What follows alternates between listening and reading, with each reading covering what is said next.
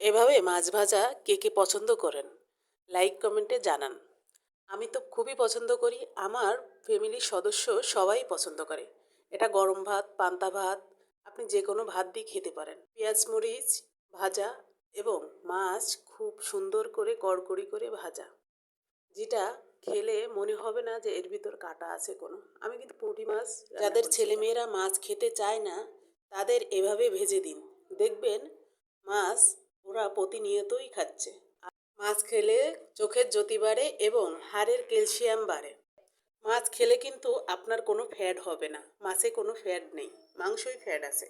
এখনকার ছেলেমেয়েরা চশমা ছাড়া চোখে দেখে না, পড়তে পারে না, তাই তাদের সমস্যা হয়। আমি বলবো মাছ ওদের জন্য খুবই একটা উপকার ওষুধ। এইটা আপনি যদি প্রতিনিয়ত কম বেশি খাওয়াতে পারেন তাহলে দেখবেন এসব সমস্যাগুলো দূর হয়ে গেছে।